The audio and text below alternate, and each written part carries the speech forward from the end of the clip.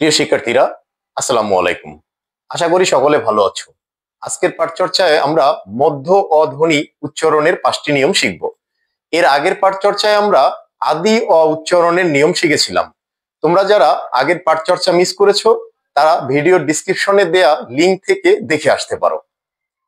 প্রিয় শিক্ষার্থীরা, তাহলে আমরা মধ্য অ উচ্চারণের নিয়মাবলী এখন আলোচনা করছি। আমরা 1 নম্বর নিয়মে দেখছি মধ্য অ এর পরে ই বা ইকার অথবা উ বা উকার থাকলে অ ও রূপে উচ্চারণ হয়। আমরা একটি উদাহরণ দিয়ে দেখছি, কাকলি। কাকলি এই শব্দটিতে আমরা খেয়াল করছি মধ্য ক ধ্বনিটির সাথে অকার রয়েছে, অর্থাৎ নিয়ম অনুযায়ী এই অকারটি ও রূপে উচ্চারণ হবে। কাকলি, এই অকারটি ও রূপে উচ্চারিত হয়েছে। প্রিয় শিক্ষার্থীরা, আমরা পরের নিয়মে যাচ্ছি।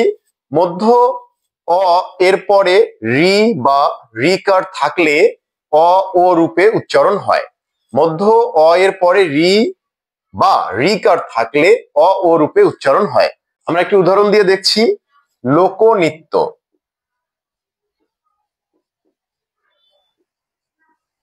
এই শব্দটি উচ্চারণের সময় যেহেতু ক ধ্বনিটির সাথে অকার রয়েছে এবং এর পরের ধ্বনি ন এর সাথে রিকার রয়েছে, তাহলে নিয়ম অনুযায়ী এর উচ্চারণটি হয়ে যাবে লোকনৃত্য। লোকনৃত্য। প্রিয় শিক্ষার্থীরা, আমরা পরের নিয়মে যাচ্ছি। মধ্য অ এর পরে জ ফলা থাকলে অ ও রূপে উচ্চারণ হয়। মধ্য অ এর পরে জ ফলা থাকলে অ ও রূপে উচ্চারণ হয়। আমরা একটি উদাহরণ দিয়ে দেখছি, অদম্য। অদম্য এই শব্দটিতে দ এর সাথে অকার রয়েছে এবং ম এর সাথে জ ফলা রয়েছে, যার ফলে উচ্চারণটি হবে অদম্য। অদম্য অকারটি ও রূপে উচ্চারণ হচ্ছে। প্রিয় শিক্ষার্থীরা, আমরা পরের নিয়মে যাচ্ছি। মধ্য অ এর পরে ক্ষীয় থাকলে অ ও রূপে উচ্চারণ হয়। আমরা একটি উদাহরণ দিয়ে দেখছি, অদক্ষ। অদক্ষ এই শব্দটিতে দ এর সাথে অকার রয়েছে এবং এর পরে ক্ষীয় রয়েছে, অর্থাৎ এই অকারটি ও এর মতো উচ্চারণ হবে। আমরা দেখছি, অদক্ষ। এখানে দয়ে যে অকারটি ছিল এটি ওকার রয়ে উচ্চারিত হয়েছে। প্রিয় শিক্ষার্থীরা, আমরা পরের নিয়মে যাচ্ছি। মধ্য অ এর পরে জয়ও থাকলে অ ও রূপে উচ্চারণ হয়। মধ্য অ এর পরে জয়ও থাকলে অ ও রূপে উচ্চারণ হয়। আমরা একটু উদাহরণ দিয়ে দেখব, অবজ্ঞা। অবজ্ঞা এই শব্দটিতে আমরা দেখছি ব এর সাথে অকার রয়েছে, এর পরে জয় রয়েছে, যার জন্য এর উচ্চারণটি হবে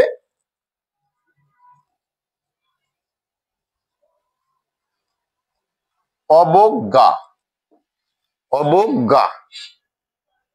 প্রিয় শিক্ষার্থীরা, আমরা মধ্য অ উচ্চারণের 5টি নিয়ম শিখলাম। আমরা এখন উদাহরণগুলির মাধ্যমে মধ্য অ উচ্চারণের নিয়মাবলীর পুনঃ আলোচনা করব। আমরা 1 নম্বর নিয়মে দেখছি, মধ্য ক ধ্বনিটির সাথে অকার রয়েছে এবং এর পরে ইকার রয়েছে, অর্থাৎ মধ্য অ এর পরে ইকার অথবা উকার থাকলে অটির উচ্চারণ ও এর মতো হয়ে যায়, যার ফলে কাকলি শব্দটির উচ্চারণ হয়ে গেছে কাকলি। কাকলি অটি ও রূপে উচ্চারিত হয়েছে। আমরা পরের উদাহরণটিতে যাচ্ছি, লোকনৃত্য। মধ্য অ এর পরে রিকার থাকলে মধ্য অ এর পরে রিকার থাকলে অটি ও রূপে উচ্চারণ হয়ে যায়। আমরা দেখছি ক ধ্বনির সাথে যে অকারটি আছে এটি ও রূপে উচ্চারিত হয়েছে। লোকনৃত্য। লোকনৃত্য এই ক এর সাথে যে অকারটি আছে সেটি ও রূপে উচ্চারিত হয়েছে। আমরা পরের নিয়মে যাচ্ছি, অদম্য। এই শব্দটিতে আমরা দেখছি দ এর সাথে অকার রয়েছে এবং এর পরে জ ফলা রয়েছে। নিয়ম অনুযায়ী অকারের পরের ধ্বনিতে জ ফলা থাকলে অকারটি ও রূপে উচ্চারণ হয়, তাহলে উচ্চারণটি হয়েছে অদম্য।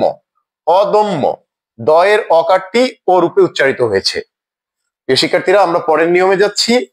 মধ্য অকারের পরে যদি ক্ষীয় থাকে, মধ্য অকারের পরে যদি ক্ষীয় থাকে, তাহলে সেই অকারটি ও রূপে উচ্চারণ হয়। আমরা দেখছি দয়ের সাথে যে অকারটি ছিল তার পরের ধ্বনিটি ক্ষীয় হওয়ার ফলে অকারটি ওকার রূপে উচ্চারিত হয়েছে, অদক্ষ। অদক্ষ। শিক্ষার্থীরা, আমরা পরের নিয়মে যাচ্ছি। মধ্য অকারের পরে যদি জয়ও থাকে, তাহলে এই অকারটি ও রূপে উচ্চারণ হয়। আমরা দেখছি বয়ের সাথে যে অকারটি ছিল সেই অকারটি বো, অবজ্ঞা, অবজ্ঞা রূপে উচ্চারিত হয়েছে। প্রিয় শিক্ষার্থীরা, ধন্যবাদ সকলকে। আমরা আশা করছি মধ্য উচ্চারণের 5টি নিয়ম আমরা ভালোভাবে শিখেছি। পরবর্তী পাঠ চর্চায় অন্য কোনো বিষয় নিয়ে আলোচনা করব। সে পর্যন্ত সকলে ভালো থেকো। আসসালামু আলাইকুম।